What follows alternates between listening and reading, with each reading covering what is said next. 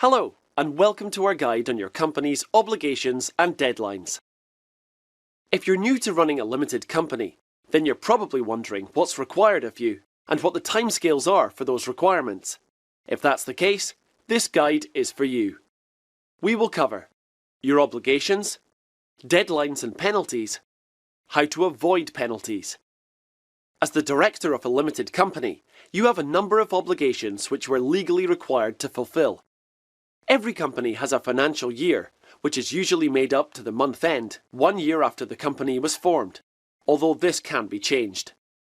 Based on each financial year, certain reporting is required.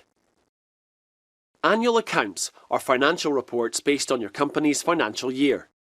The accounts will show the performance of the company, including its income, profit, and the amount of assets and liabilities the company had at the financial year end.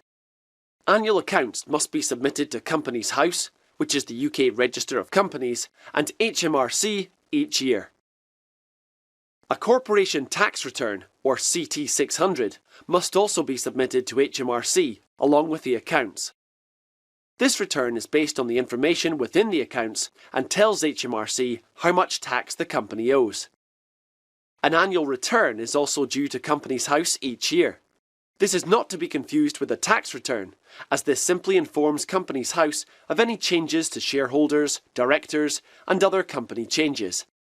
For the company directors, a self-assessment tax return is due to HMRC each year, and additional returns are also due to HMRC if the company is VAT registered or employs staff.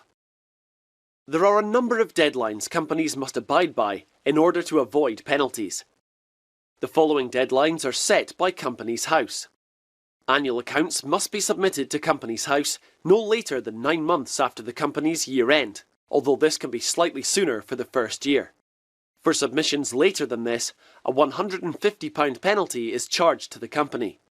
This is increased to £375 if the submission is more than a month late, £750 if more than 3 months, and £1,500 if more than 6 months. An annual return must be filled with Companies House each year and is usually made up to a year after incorporation. The due date is 28 days after this. There's currently no financial penalty for late submission of the annual return, but the company can be struck off the register if it's not filed. HMRC also have a number of deadlines. The corporation tax return must be submitted no later than 12 months after the company's year end. The penalty for late submission is £100, which increases to £200 if submitted later than 3 months.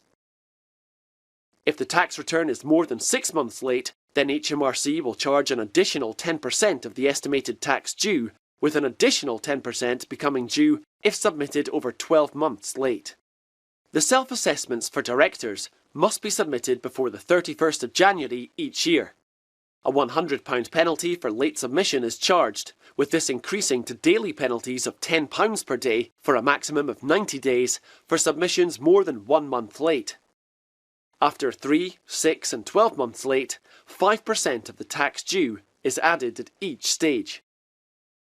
So, as you can see, the penalties levied from Companies House and HMRC are considerable. So, what can you do to avoid them? Putting a good bookkeeping system in place early on makes it much easier to file on time when the time comes, not to mention a whole host of other benefits for your business. Don't leave it until the last minute to appoint an accountant. If you have an accountant in place by the time your year end comes, then there shouldn't be any delays when it comes to them doing their part. You should now have a better understanding of your obligations as a company owner. Thanks for watching, and if there's anything you're unsure about, then click the link on screen and get in touch.